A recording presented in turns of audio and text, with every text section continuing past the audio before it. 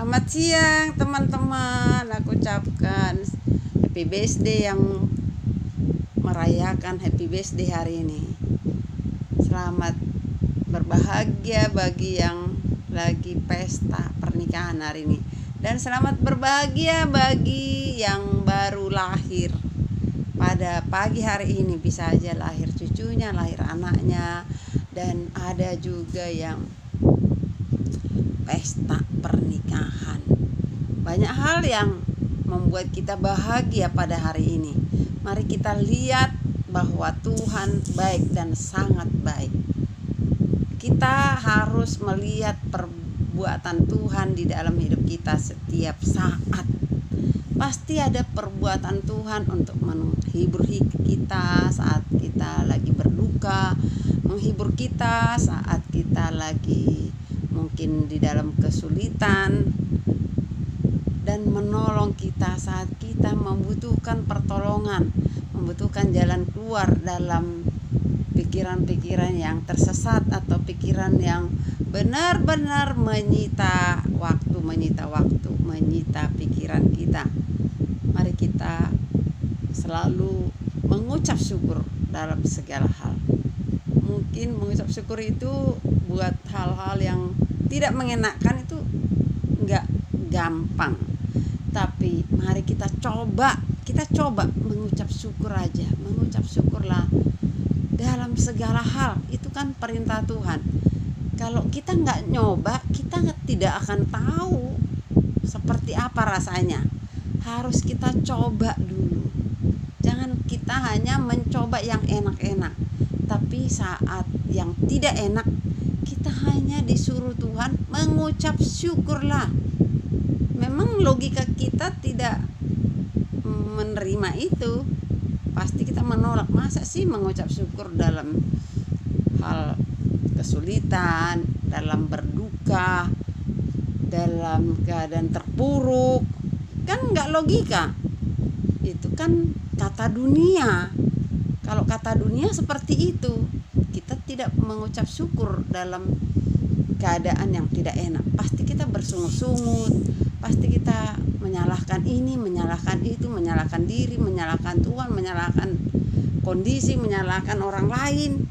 Tapi kita coba, namanya hal untuk mencoba sesuatu itu perlu kita lakukan, perlu kita coba. Karena kalau kita udah mencoba nanti kita akan tahu seperti apa manfaatnya. Nah, mengucap syukur dalam segala hal. Itulah perintah Tuhan, kita akan coba. Nah, saat kita mencoba nanti kita akan merasakan, oh pantas Tuhan nyuruh kita mengucap syukur. Karena pasti ada sesuatu yang diajarkan Tuhan saat kita mengucap syukurlah saat kita tidak mengenakan. Pasti ada sesuatu yang Tuhan taruh di situ saat kita mengucap syukur. Saat kita tidak dalam keadaan yang tidak kita harapkan. Oke teman-teman, aku udah mencoba itu mengucap syukurlah. Awal-awalnya memang sulit mengatakan itu. Tapi lama-lama kita merasakan, oh iya mengucap syukurlah. Waktu mungkin kita kesulitan dalam hal keuangan atau dalam hal kita terbentur dengan masalah, mengucap syukur dulu. Kita coba mengucap syukurlah. Tuhan, aku mau mengucap syukur dalam segala hal. Saat ini aku mengucap syukur perekonomianku dalam keadaan tidak baik-baik saja. Misalkan seperti itu. Aku mengucap syukur Tuhan dalam keadaan seperti ini. Aku percaya Tuhan mencukupkan segala kebutuhanku di dalam kekayaan-Mu. Aku percaya Engkaulah gembalaku. Engkau tidak membiarkan aku mati kelaparan. Aku percaya Tuhan hadir dan Engkaulah gembalaku yang menuntun aku ke jalan yang benar, yang menuntun aku ke padang rumput yang hijau. Aku percaya Tuhan hadir pada saat ini. Aku mau melaksanakan apa yang Kau firmankan segala hal. Aku mau mempraktekkan mengucap syukur dalam keadaan yang tidak mengenakan. Kita ucapkan seperti itu, kita coba. Nanti sesudah kita ucapkan itu, emang benar loh, beda loh rasanya. Aturan kita bersungut-sungut, aturan kita depresi, aturan kita stres menghadapi yang tidak enak itu, kalau kita coba mengucap syukur dulu, ada berkat yang membuat pikiran kita tenang, jiwa kita tenang. Walaupun itu masalah ada, tapi mengucap syukur. Karena apa?